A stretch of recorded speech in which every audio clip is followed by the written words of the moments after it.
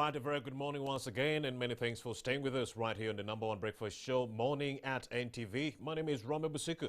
We're getting into another contentious conversation with Ibrahim Ssemuju, the spokesperson for the Forum for Democratic Change Party, and also the former Tororo municipality MP, that is Mr. Sanjay, who is also a member of the National Task Force. Join me right now in studio to talk about the contentious campaign trail in the FDC camp. We saw FDC's Patrick Amuriatobo being tear gassed. That was yesterday in the face, and we saw him being wheeled into a hospital to get some emergency help. I was talking to Ssemuju earlier on, and he was telling me, no, the very adamant Amuriat is not suspending his campaigns. He shall be in Mbale today to continue with these campaign activities. And yes, let me introduce the two gentlemen. A very good morning, Sanjay Tana and Ibrahim Ssemuju. Thank you. Good morning. Now, Ssemuju would like to get an update on what is happening in the FDC camp, Amuriat's campaign trail. What happened yesterday? Yesterday, Engineer Patrick Amuriat was supposed to be campaigning in Bukede and Mbale, but at a place called Muayo, I think that's at the border, Bujiri and Tororo. That's where he found a roadblock. And police told him he was not supposed to use the main road. And then he said, if you think I am going to campaign maybe in Tororo, you can escort me through through Tororo. So they blocked the road, even for other road users, for some time, until that notorious policeman called Asim Abraham came. And Inginiamu thought he wanted to speak to him, so he lowered his window. That's when he pepper sprayed him. At the beginning, he attempted to continue, but it became very difficult. He couldn't even speak.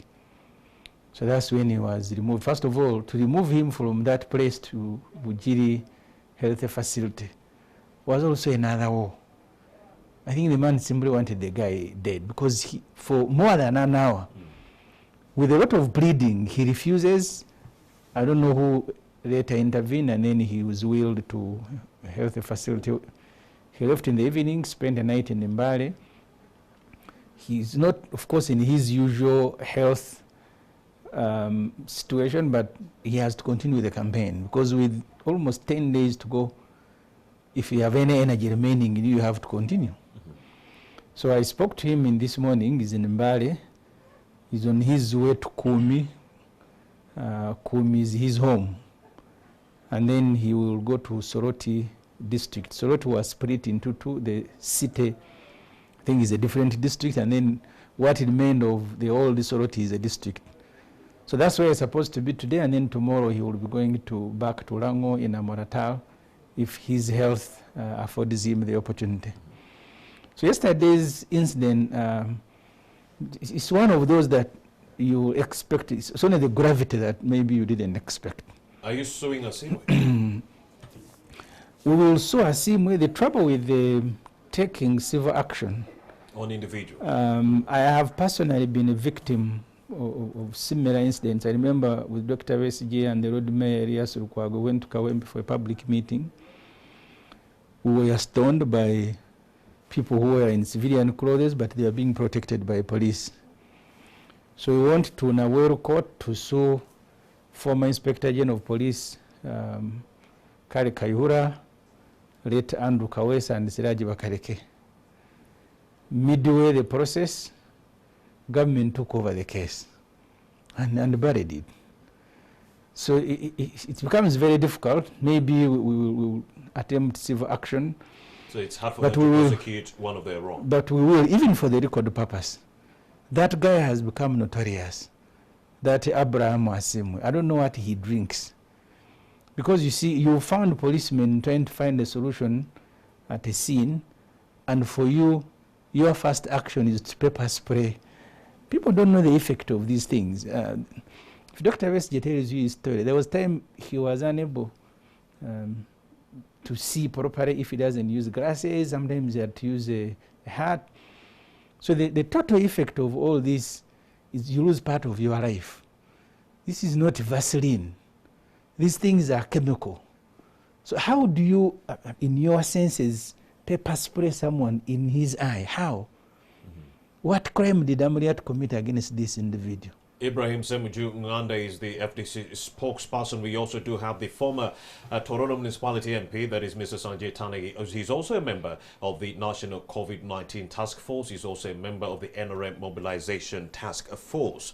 Very good morning once again, Mr. Sanjay Tana. We've noticed an increased or heightened violation of human rights being meted out on members of the opposition, but very few incidences of the security apparatus doing the same on candidates from the ruling party. Do you also notice that there is a selective application of the law coming in from members of the security onto certain politicians? I will not call it entirely selective application of the law, but we must appreciate that during elections, because I've participated in quite a number of elections and I'm involved in this one as well, normally tempers tend to flare.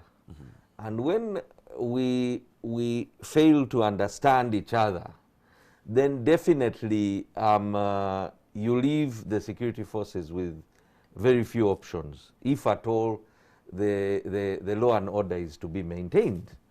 But of course, yes, there are incidents where individual officers have overstepped their mandate, where you do have, I mean, if Honorable Ssemuju Nganda is describing it and it is actually what happened, it's extremely unfortunate. But it would be interesting to hear, because it happened yesterday. All I have read is social media. I know Honorable Patrick Amuriat as a reasonable person, and it would be interesting to hear the side of the story before I can make a comment on that. In regards to what is happening, I think if you compare this election to the past election, this one has been fairly more peaceful than the past one. You think the 2020 election has been peaceful, that has seen over 54 people being killed on official campaign trails? That is what I was coming to, that except that one incident where there were... One big incident. Yes, one single big incident where there was organized rioting that took place simultaneously in many of the cities, that caught the security apparatus unaware, whereas it seemed to be extremely well planned and well executed. Other than that incident that led to most of the deaths that you are referring to, if you look at the national outlook, other than that single incident, I believe that these campaigns have been extremely more... Mrs. Sanjay Tana, you saw what happened during the NRM primaries. There was a lot of violence, supporters ripping each other apart, candidates ripping each other apart. You saw what happened to Mwesugwa. Many people being violent during that exercise. I agreed, and that was the point that I wanted to come to, that, you know, it is not fair for you to sit here and say that the security forces have been selective. If you remember what happened in Isinjiro, if you remember what happened in Tungamu, if you remember what happened in Mbale during the primaries. So the security forces generally have been doing their work, but it has been prevalent on how these individual candidates have taken on the security forces. Mr. Sanjay forces. Tana, the idea is, yes, police has been responding both to the NRM candidates who are flouting rules and also the opposition, but how they react. They'll come to you, Sanjay Tana, get you to a meeting, even someone new. Mr. Sanjay Tana, we want to talk to you. You've been violating COVID-19 rules. How best can we harmonize this situation? But then other people, other candidates from the opposition, they don't get that chance of redress, of dialogue to talk about these issues. It's either tear gas or jail time for you. You see, if you look at what happened in Mbale, the current sitting MP of Mbale, the woman MP, was tear-gassed with her team. I was there in Mbale last week, and it was a complaint that there is a lot of high-handedness. Our current flag bearer, Lydia Onyoto, is also complaining that she has been treated unfairly by the security forces. So we went to Iganga, and the current sitting MP, Honorable Panado, claims that the security forces are treating him unfairly. Same story in Jinja. So I think as a political actor, as Honorable Ssemuju here will agree with me that as a candidate, you definitely want the security forces to be on your side, to help you succeed. And therefore, you see most of them, when they are being told to follow certain regulations which may not favor a particular individual candidate, they then now become violent and they start engaging. Ibrahim Ssemuju, you don't seem to agree with Sanjay's submission. First of all, I don't know why Tana is even inviting me to agree with him. I don't need security to be on my side. All I need is the impartiality. I don't need anyone to be on my side because I'm campaigning looking for votes. This particular election has been the most violent. Maybe you can only compare it to the one of 2001. The last elections, I moved with Dr. Besigye in many parts of the country. After Dr. Besigye visited a health facility in Karamoja, which doctors had abandoned, the only intervention of security was to go and seal off health facilities so Besigye doesn't visit them again. I remember that happened when we were in Gomba and many other places. But you do not have police and military physically intervening, stopping campaigns. This time they do it. In the area where I am campaigning, the RDC will hold NRM meetings in schools in Naria, in Weyogerere.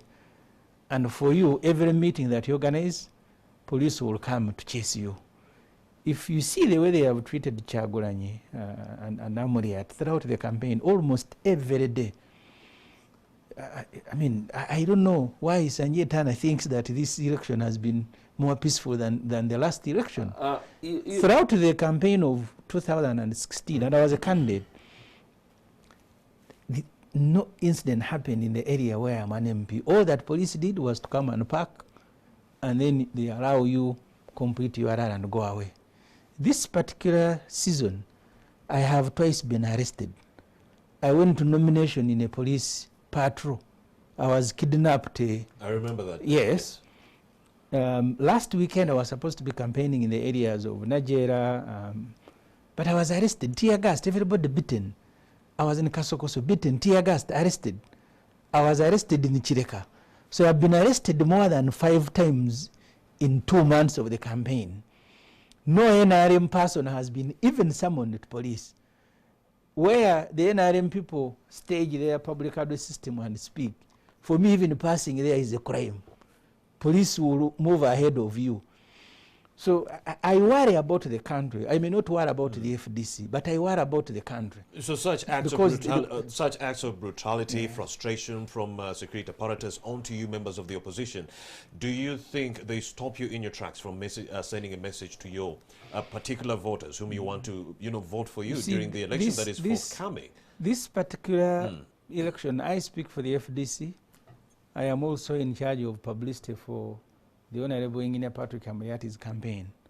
I have not been invited to any television station or radio to discuss the FDC manifesto.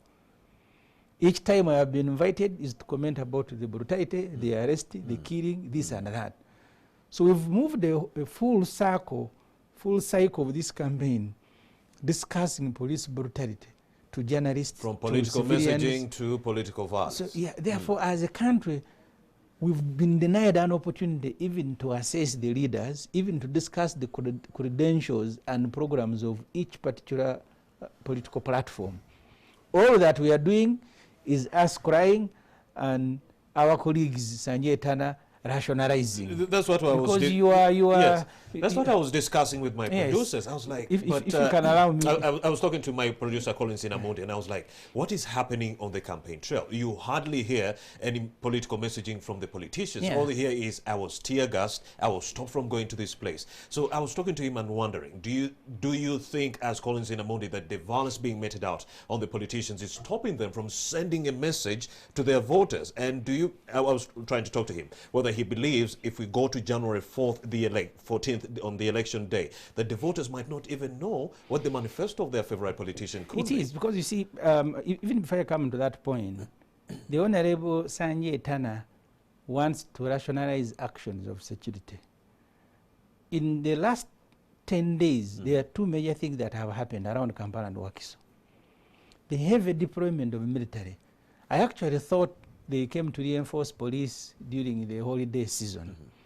If you come to Chira, where I'm a candidate, I was in Mukono, even in Kampala, what the military people, uniformed people with guns are doing at night is to deface our posters, is to remove them. In Chira, they come in civilian vehicles with trucks. One of them was filmed, I think it looked like a KC's truck. Remove all the opposition posters, including councillors, very harmless people, someone competing to be a councillor in a village. Remove all the posters, load them on a truck, and take them away. So this is the role that the military is playing. Partisan so this politics, military, yes, this military that is removing, don't say no because you are not there, you don't know. This military that is removing posters, we paid for a few billboards in Kampala. I was in Katwe. The one of Amriat that was removed is even on top of a building at night. So they've taken advantage of this curfew. You don't want to blame in the video. I was speaking to a soldier who was just returned from Somalia. And he said, you see, we are supposed to be in a reception center for counseling and then for redeployment. When we arrived, we are just deployed in Kampala. We have no life to live. So I think the level of vulnerability of Mr. Tibo Haburwa, he is now inviting the military for help. They are the ones who are removed. Because, I mean, really, you don't want people to campaign. You are removing their posters. You are beating them. You are tear gassing them. So what does the posters have to do with COVID? Mr. Sanjay Tana, President Museveni's vulnerability is forcing him to use members of the security. I disagree totally. To help. I disagree totally. Please explain. Honorable Ibrahim Ssemuju Gwanda and the FDC party and the opposition in general know that the NRM is well structured and well spread within the breadth and the depth of the country. If you look at the way all the candidates are nominated for all the structures, there are many, many positions in that the opposition has not even fielded candidates for.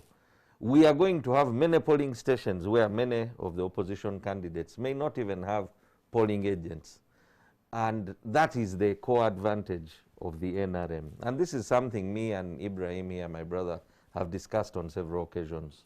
How is that Sanjay Tana? You see, when you cannot campaign in a particular village. When I left university, I went to observe elections in London. Let me finish my point. Your results, you don't need a polling agent. Your results are going to find you home. It is okay. I don't have to deploy. Exactly. So my point is that if you do not have even agents campaigning, representing you, then you definitely do not have people campaigning for you in that particular area. I think you talked about defacement of posters. Yes, I'm coming to that point. Yes. You see, my brother Ssemuju here is extremely, extremely intelligent and deserving of the post he holds. He has crafted his statement today on air in an extremely shrouded manner. He referred to the lorry being used as KCCA. It looked like. He referred to the army, to the people looking like army men. No, I didn't say but they in are. civilians, They are. in civilian clothes. Now, in my own understanding and what I know for a fact, it has happened in Tororo, it has happened in Mbale, it has happened in Jinja. The president's portraits were removed off electric poles in Mbale because the party had not paid. If at all it is KCCA defacing or removing the billboards, like he's saying, of engineer Patrick Amriat off a building, maybe they did not pay the regular the requisite taxes. They should engage KCCA because KCCA has started asking for rent. Even a signpost of my business, I must pay money before they allow me to display this signpost. These are rates that are within the law. So if at all KCCA does an operation, for example, and it may be wrong because, like you said in the beginning, they should have been invited. These candidates should have been asked to pay. I don't know the veracity of the statement made, whether KCCA did that or not. You should invite them here. I don't agree that the posters and the billboards must be defaced. Just near Lugogo bypass, opposite the cricket stadium, when these riots you are referring to, Lukwago has a big billboard, and these rioters actually tore up the billboard. That billboard should have cost him a few million shillings. So I having been part of the game, I know the cost of the billboard, I know the cost of the posters. Like he said, some of our councillors are not well off financially, and to deface somebody's poster without being given an opportunity to pay for those posters or whatever, I think is extremely wrong. If it is a candidate doing that, I want to say that it is happening on both sides. When I was in the campaigns, my posters, my billboards were being torn in Tororo and defaced. In Mbale last week where I was, it is happening on both sides. Honorable Lydia is saying Haza being removed. Honorable Galiwango is being said Haza removed. If you go to Bududa, Honorable Nambeshe is facing the same problem.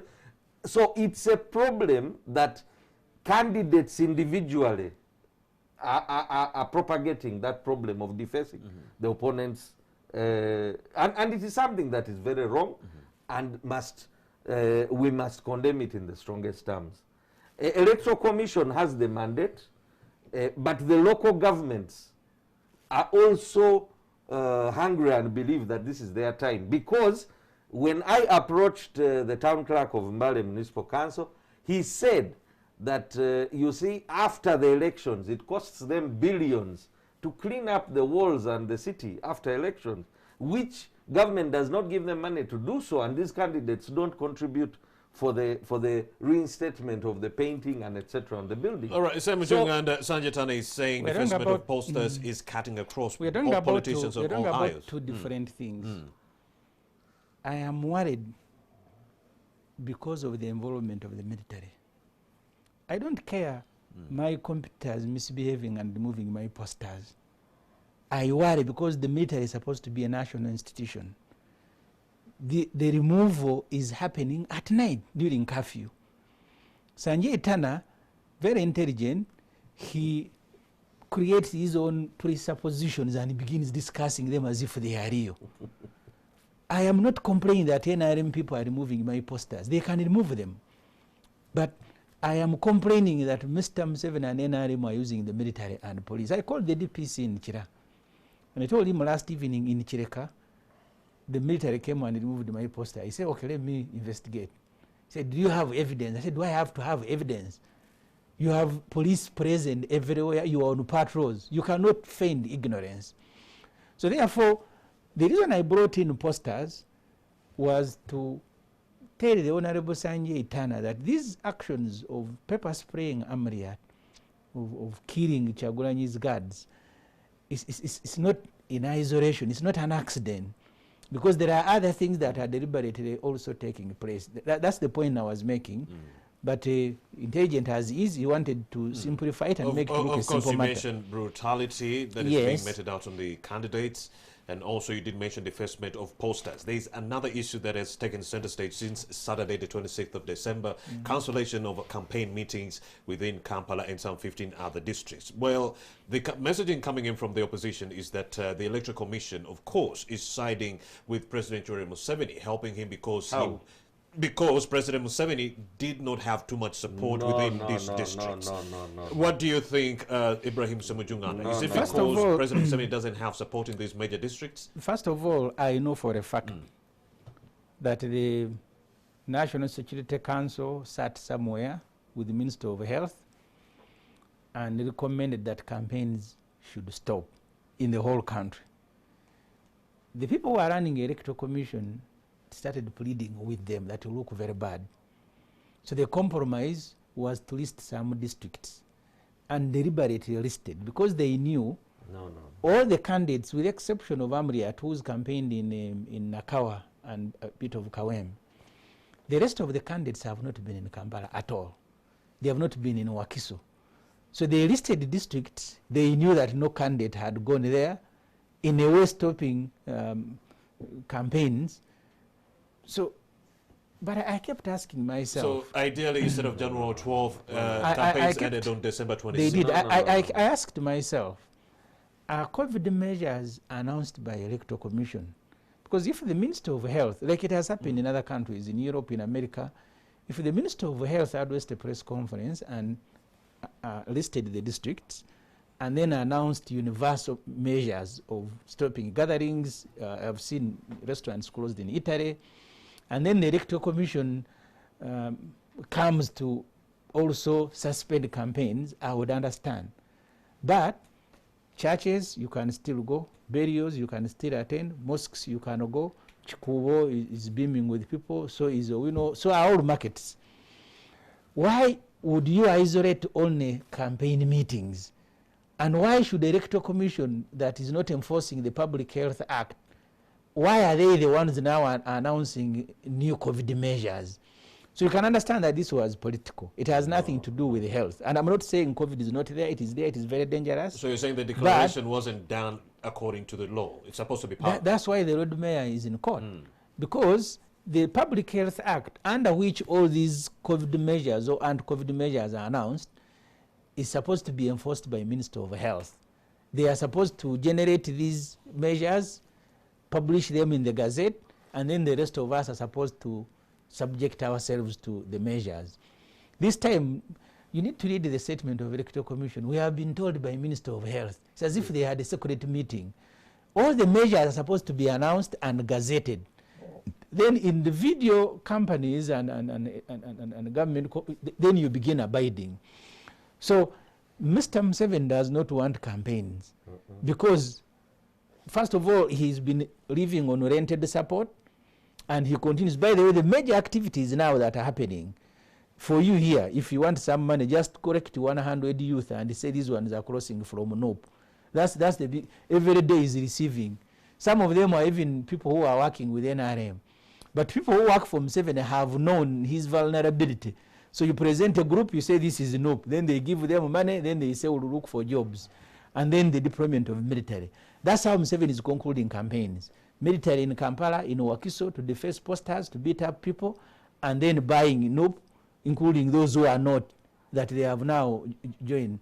So these ones who are in formal campaign structures have no work.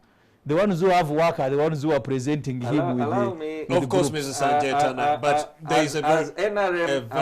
As NRM, because I'm a member of the task force, like you rightly said, we feel that this announcement by EC is not entirely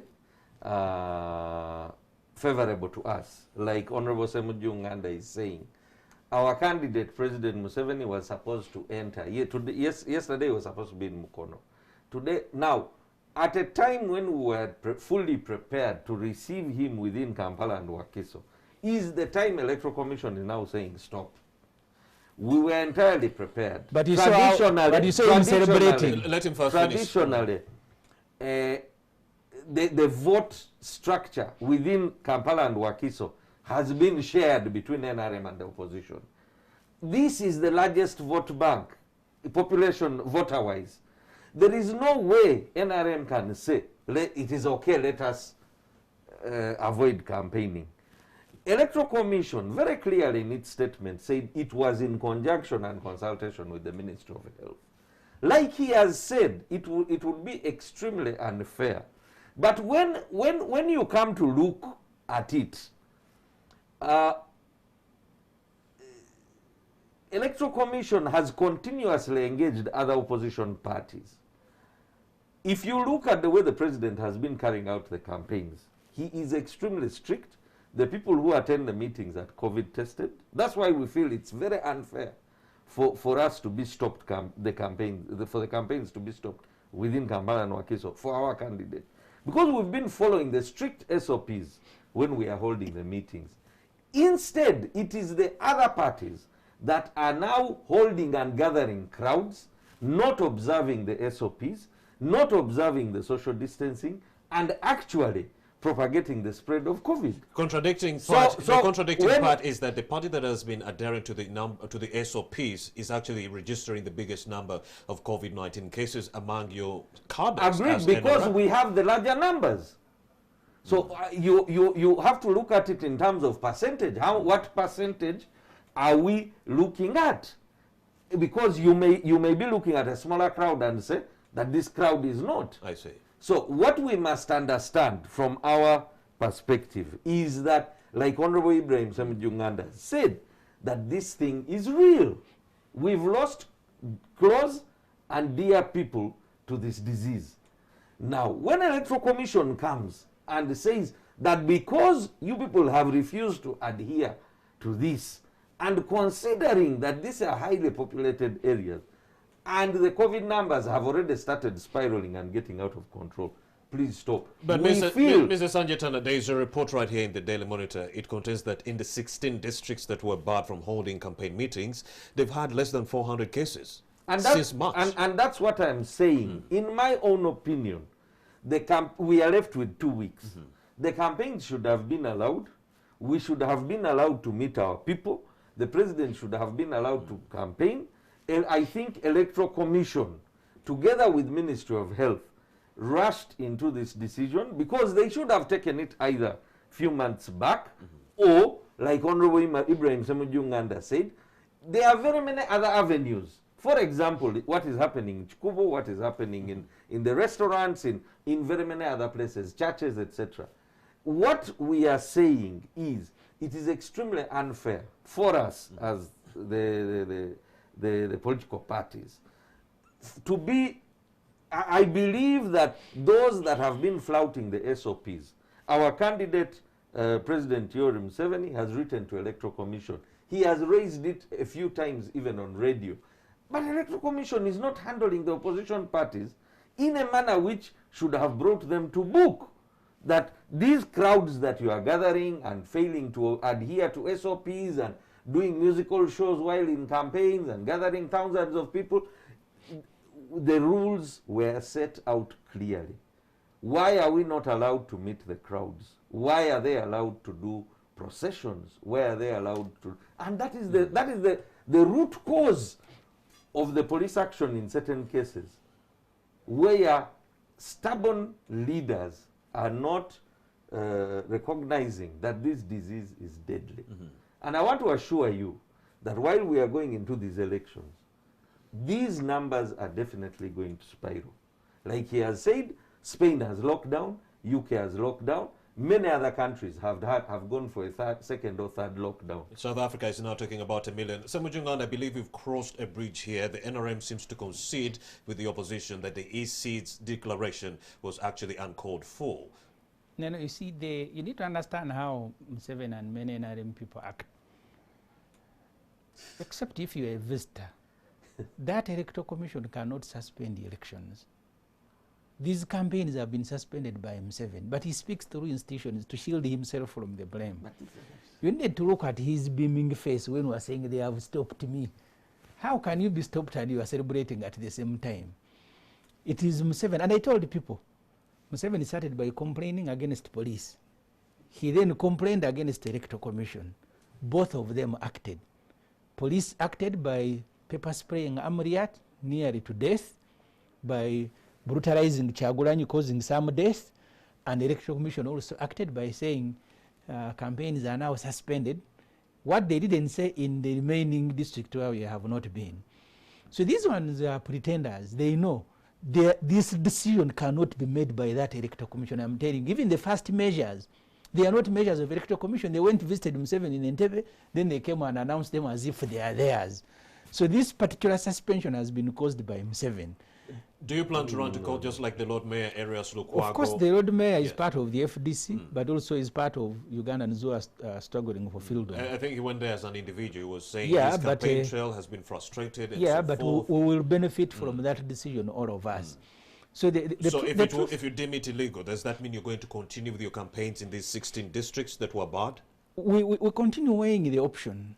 Because you see, if you have a rampaging Tibu Hawurwa and military, and So you keep asking yourself, is it worth it? Do I subject people's lives to this kind of unwanted beating and shooting? I was supposed to be in 2 villages in Weyogere on Sunday. I made a personal decision that I will not go to get people beaten, to get people arrested. And I said, okay, let me see how either we get a court order.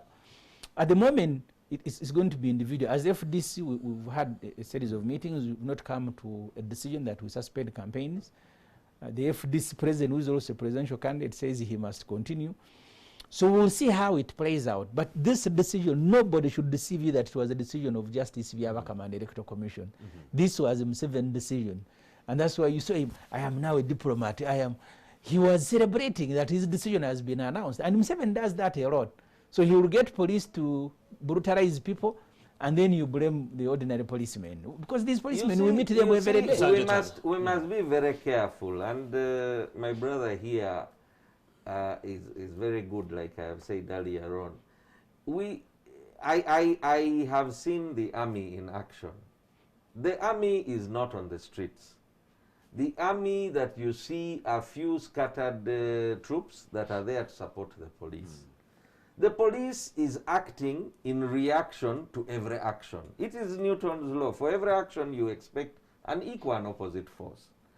There are very many opposition candidates that have been campaigning. And if you look at it in a relative manner, it is only in those instances where members of opposition are acting ultra-vires, are acting assertive, are acting out of the law, that the security forces intervene. Honorable Ibrahim Ssemuju here knows very well that should the army come out on the streets and act in a manner that they are supposed to act, the story would be different on the streets of Kampala. So let us not yell wolf about the army and its actions on the streets.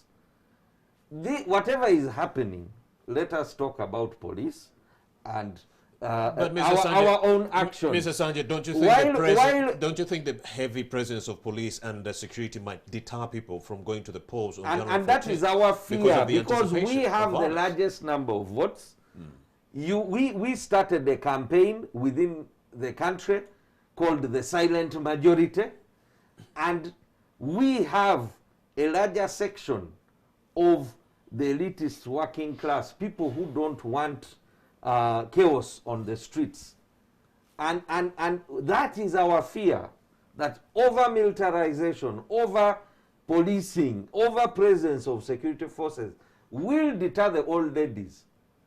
But if you look at social media, even the young ladies, yes, the females, yes, and what is happening is that the opposition is building on that. Yesterday there was something on social media where somebody wearing yellow was beaten on the streets, where you find them trying to intimidate that if you are talking about supporting the president, you are intimidated, harassed, beaten, and chased off. And these are cliques. They are organized within the urban settings and supported by politicians because they pay them daily allowance to do that. And this has been picked. So it is an extremely, where we are going, it is extremely important that the security forces assert themselves and take charge. Otherwise, like you have said, we are going to have a scenario where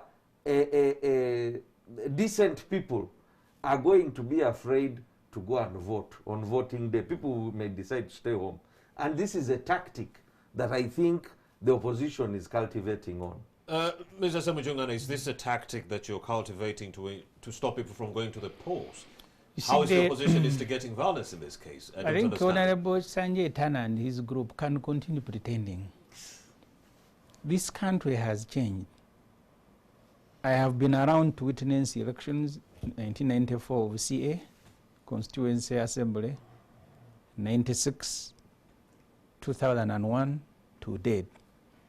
Why is election changing? Why are elections changing character in Uganda? That's what you deal with. Why are people angry? You see, strong men in Africa can continue living in pretense. Gaddafi lived in pretense, so was Mubarak, so was Bashir. I am loved, I am doing this. Until when the country is disintegrated. The Sanjay Tana I have known and I worked with in Parliament was a very rational person, not one today who wants to whitewash the crimes of security people. This is a different Sanjay Tana I am discussing with. The Sanjay Tana I was with in the 9th Parliament was one who was very rational and spoke about the country, not one who defended partisan interests. That's how we have degenerated as a country. When it is Besigye, people who are protesting are foreign funded. When it is Kabaka of Uganda, they are foreign funded.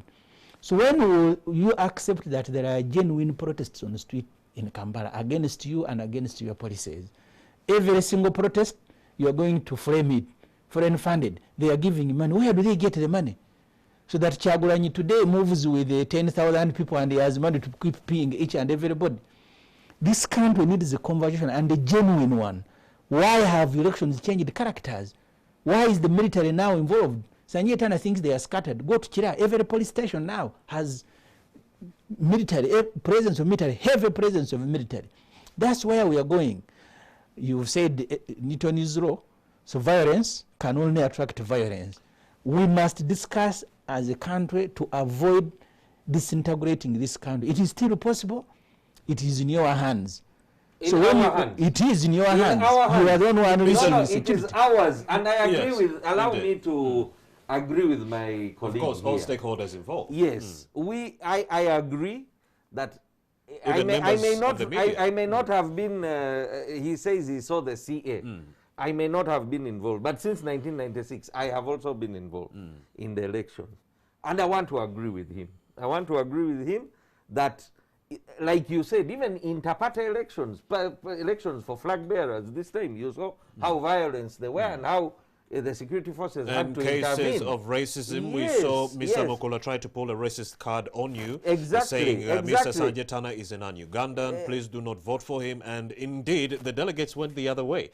But you did call the racism card on Mokola. So to me, I agree with him entirely, that as a nation, where today we are sitting with close to 70, 80 different ethnic groups, it is very, very important that we sit down. We must acknowledge where we are coming from. There was a time when we had no power, we had no water, we had no access to medical care, the roads were bad, the security was much worse than what Honorable Ssemuju said. We were failing to walk. All that the NRM government has been able to deliver to where we are today. It is very important. It is extremely important, and this is my call out to my superiors and my brothers and sisters in the opposition, that it is important that we sit and dialogue and acknowledge where we are today as we discuss the future. Indeed. Sanjay Tana, your candidate is also affected by the recent directive by the EC to ban campaign activities within these 16 jurisdictions. And do you all think the NRM do you think candidates. it will affect his efforts to canvass for support within these districts? And also, how is he going to be circumventing all these loopholes? Or What I know is that our Secretary General and a team has been or is being set up to engage the Electoral Commission. right. If you are refusing us to campaign in groups, how can we reach the voters? So of course, and you know, accessing airtime on media, especially TVs and radios, within the city has become so expensive, and it is extremely limited. So how are we going to reach the voters? How are we going to communicate? It is not only the presidential candidate. We have MPs, we have the mayoral candidates, we have the councillors, and this is it's a cascading effect to the entire party. And like I have mentioned earlier on, these areas earmarked have the largest voter population, close to almost a quarter of the population. almost voting 30% of the total voter population is going to be affected by this directive. Now, if you remove 30%, you know, and this is the bulk that may be able to swing the entire equation. So as we feel that these are traditional areas where we have been equally dividing or almost equally dividing, and the opposition has had a slight edge over us. Now you are allowing them a free hand and you are refusing us to access the voters in any way. How is it going to swing the vote? So it is an extremely scary situation, though Honorable Ssemuju wants to think otherwise, but as a strategist, as a planner, I think refusal of access to the voters in this area for the NRM is extremely risky. Mr. Ssemuju, the NRM party, a party that is well funded, is saying that it might be so expensive to get on air, to get airtime within the districts that were cut off. Tell us about the plight within the opposition. It might be 3 or 4 times harder.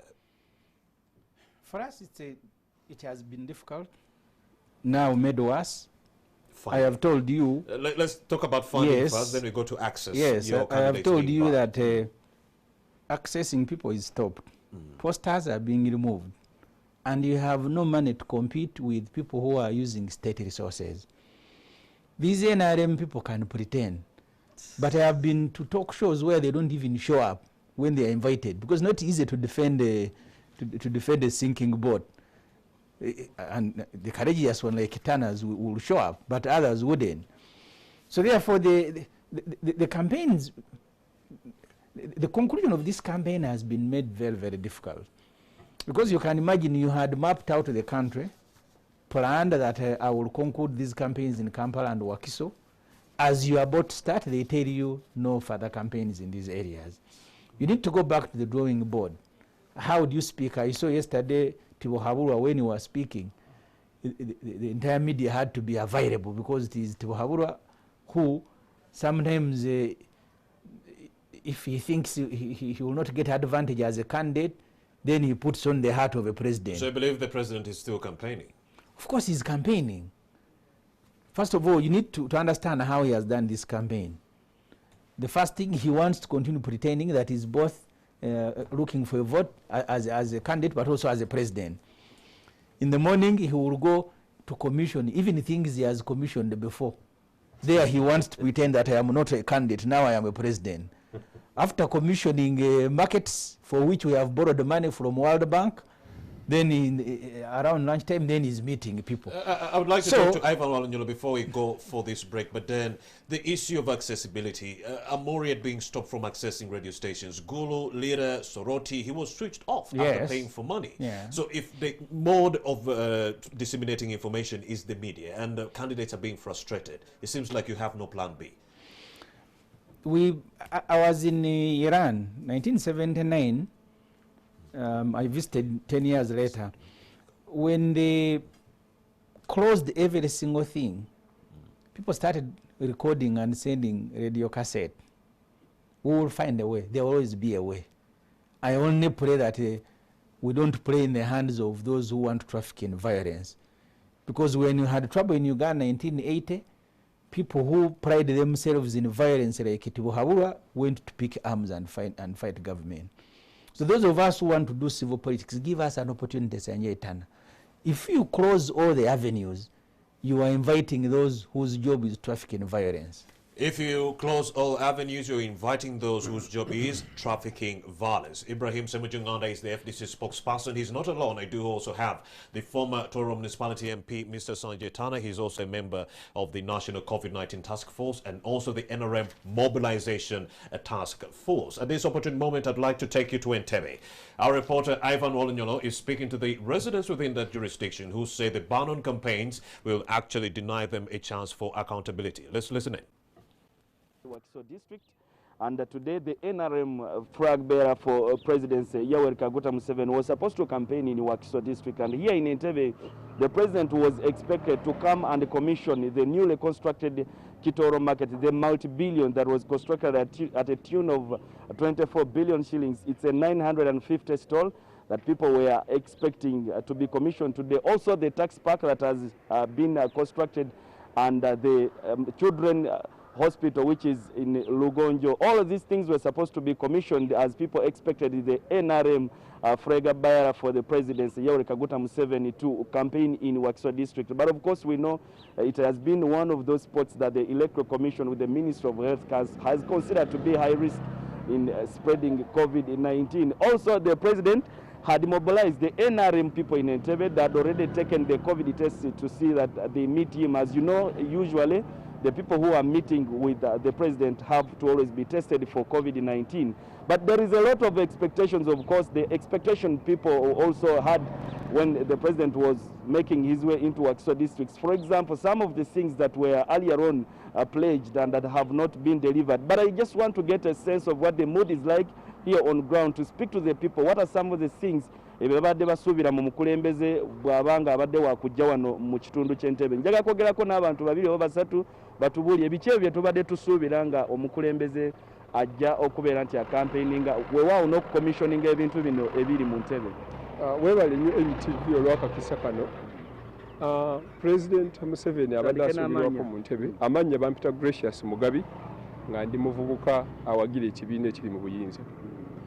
Abadde agenda kujjako mu Ntebbe ng'era ebintu by'abadde ajja okucommissioninga ng'oggyeko okunoonya akalulu, abadde ajja kucommissioninga some of his achievements. Omuli bino wammanga mubaddemu akatale ak'obuwumbi 24 nga bwava mu African Development Bank ne government ya Uganda. Mubaddemu car park ey'obuwumbi 9 n'obukadde 8 nga ekoleddwa government ya Uganda ne World Bank.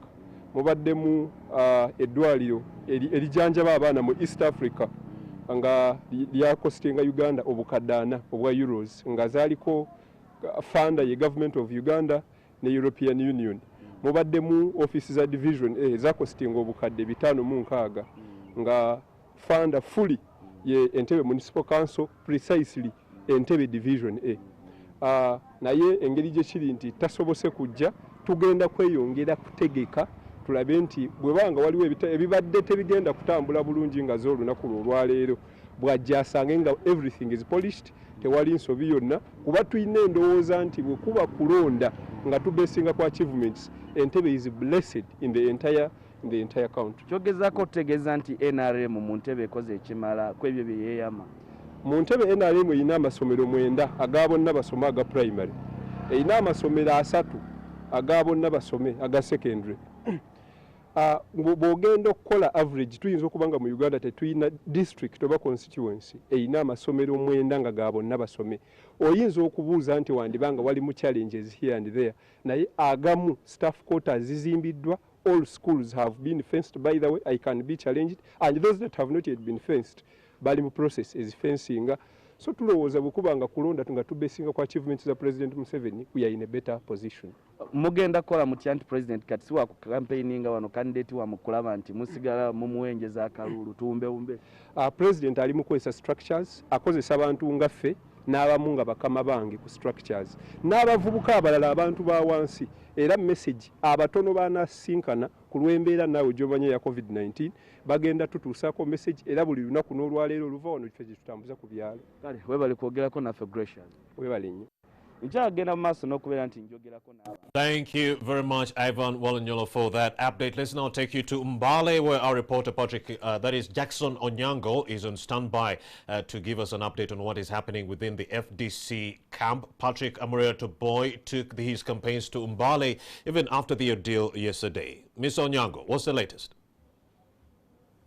Yes, good morning, Romeo. We are coming to you live from Mbale City, where the Forum for Democratic Change presidential candidate Patrick Oboy Amuriat spent the evening.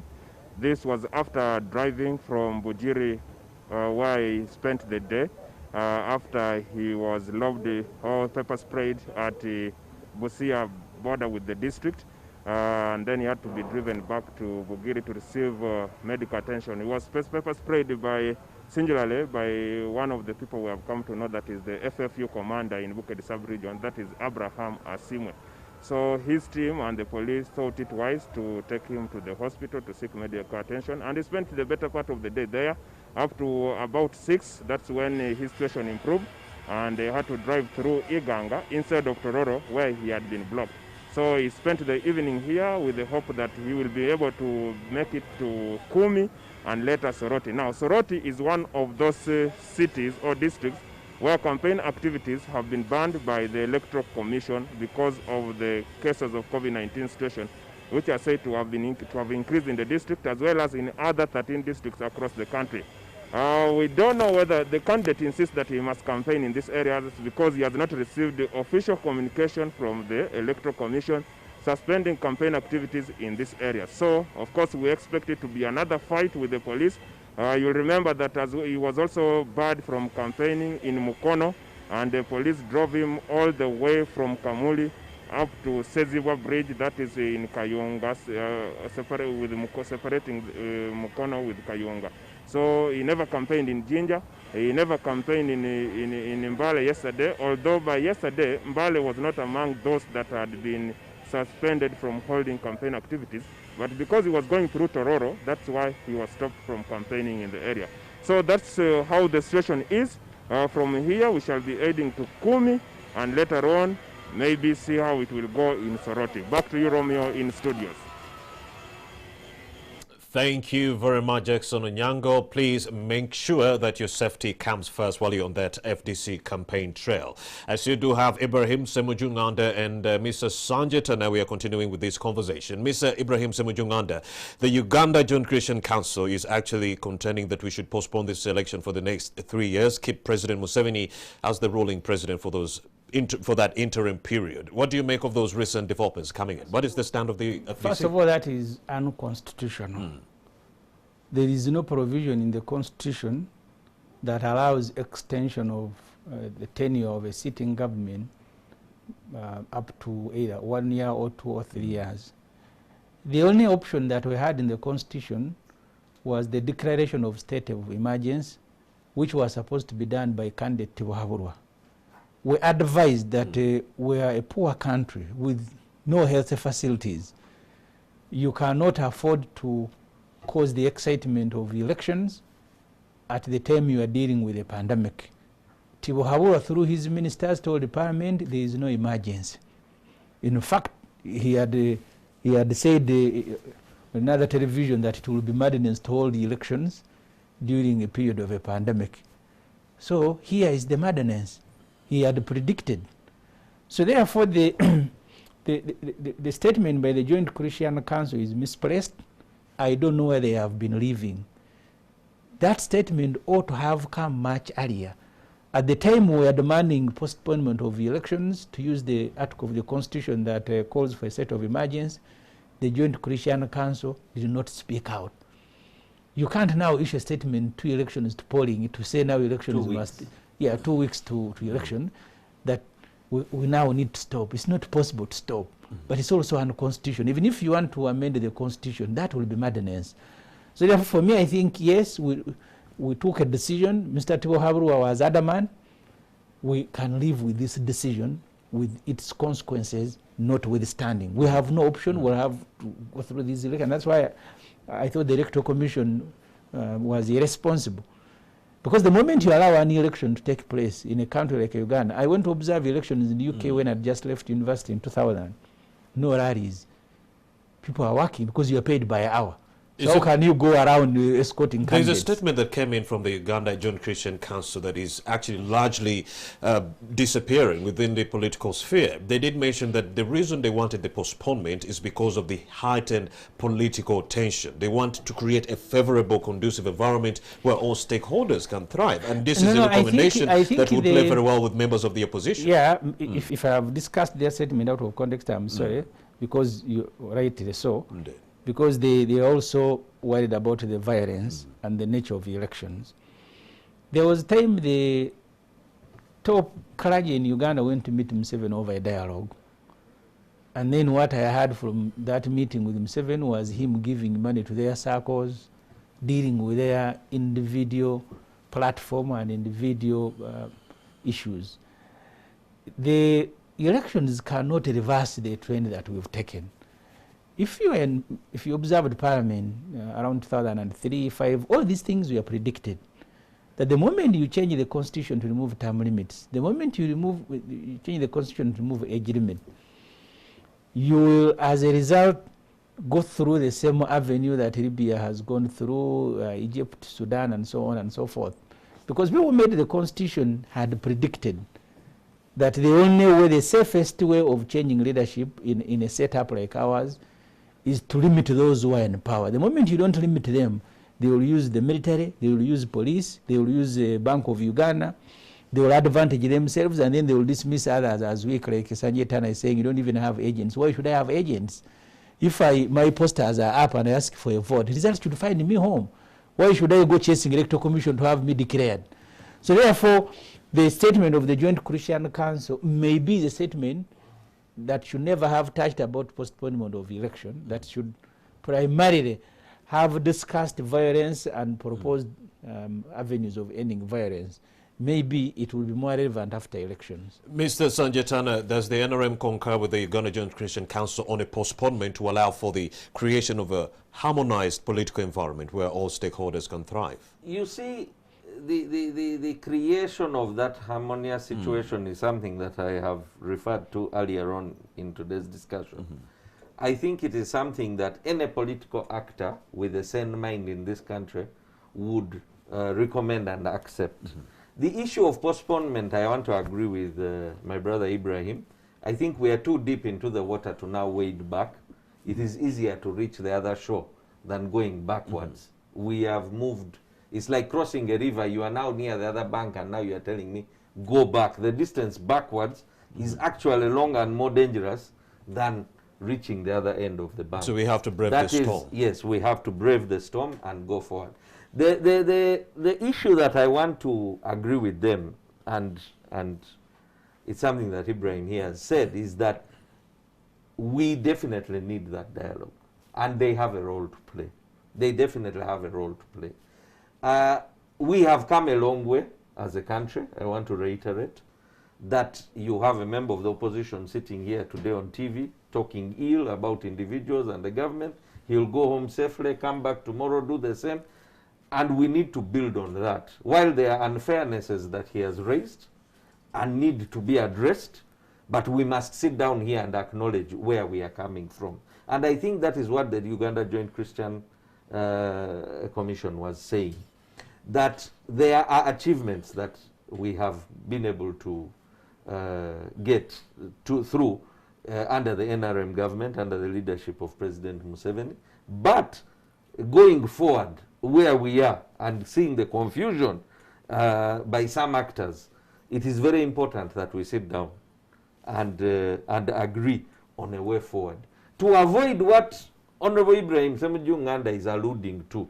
As a Ugandan, as somebody who has seen the past, he's talking of 1994, I'm talking of 1996.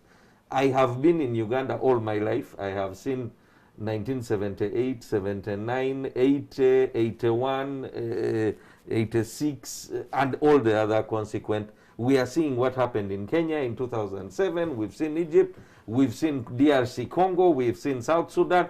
The last thing, as somebody who has been through 5 wars and coups in this country, the last thing you want is another war or instability. So it is very, very important that we do not wish, like yes, Mr. Tana, we do not wish to go back, but don't you think the actions of the security killing innocent civilians can provoke members of the community? Because you have a report by the Uganda Law Society that is saying they could actually, such cases breed revenge. Agreed. And instances of revenge among members of the public. You see, the media it has a role to play. Indeed. You may choose to pick 1 or 2 cases and drum them up. But if we look at it in context, as a country, we are 45 million people today. And this country is from Adjumani to Kisoro, from Bwera to Malaba to Moroto. We are a vast country. We are not a very small country. We have come a long way as a country. If you look at the road network, you look at the power, access to clean water, access to health, all the indices show growth. And if you look at the whole country holistically, and the media chooses to choose those 2 bad incidents or 3 bad incidents and drum on that and refuse to choose there are 100 good things that are happening, I think the media is at fault.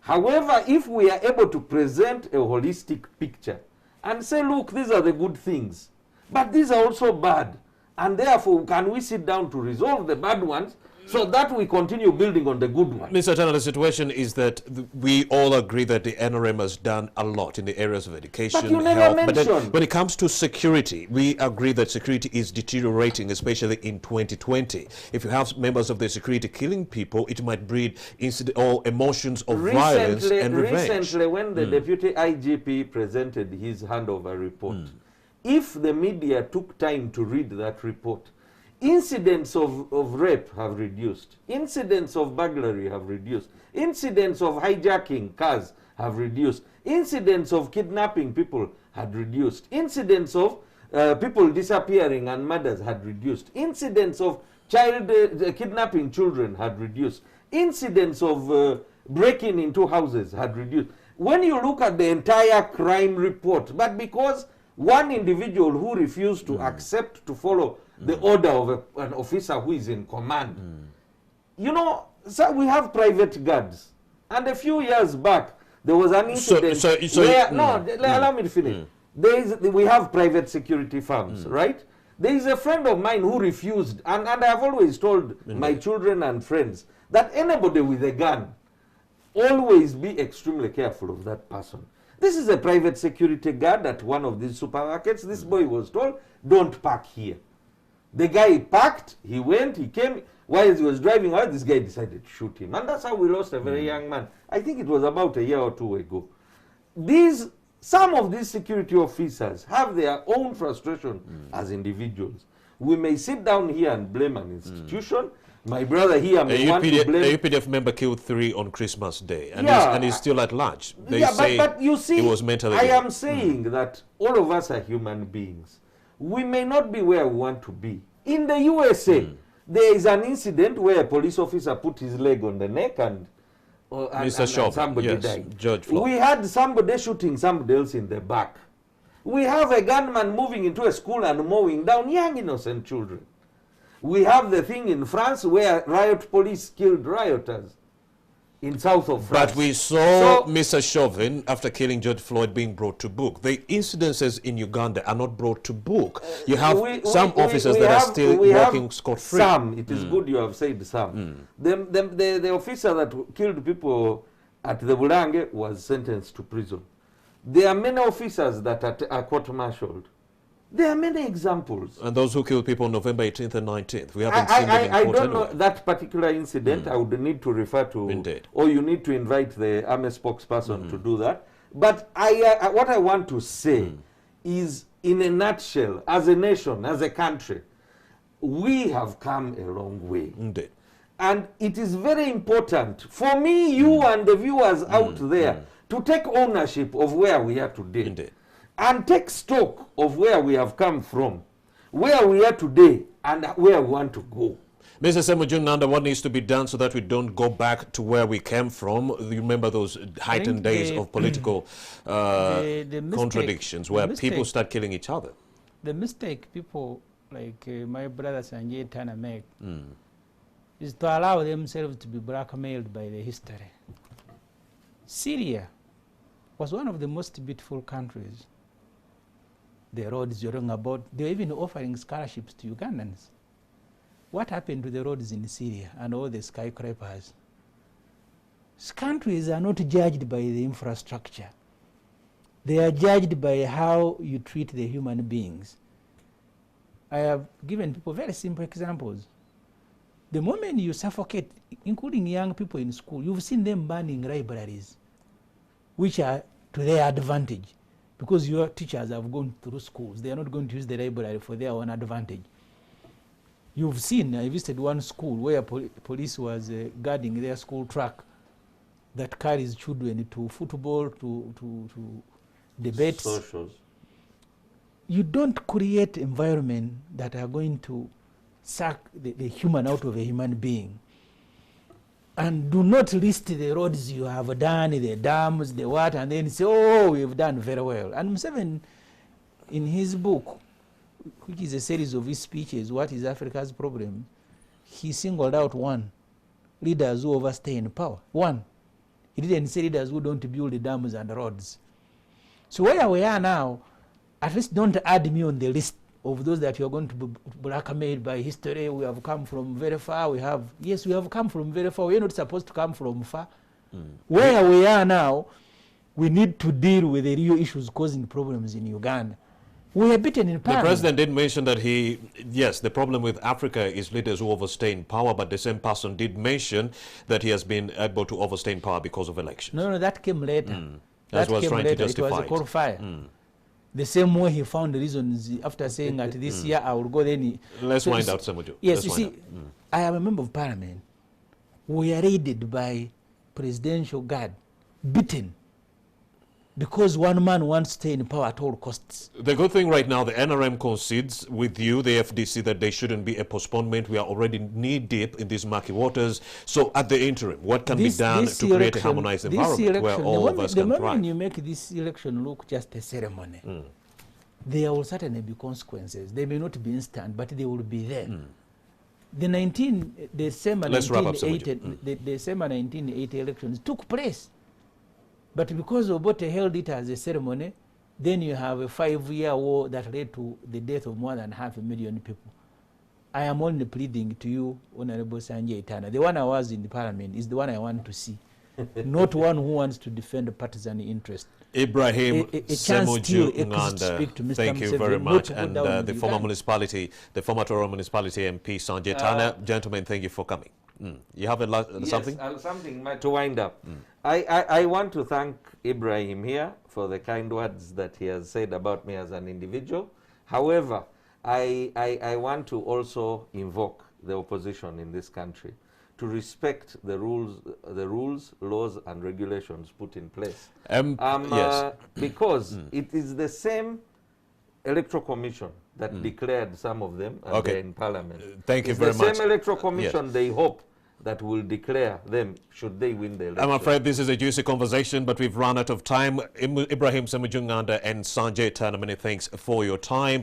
And to you who has been watching Morning at NTV from 6:30 up to now, many thanks for your undeterred love and loyalty. To the kings and queens, boys and girls who are celebrating their birthdays on this particular Tuesday, a joyous birthday to you, but the coronavirus is still rearing its ugly head. Wear a face mask. Good morning.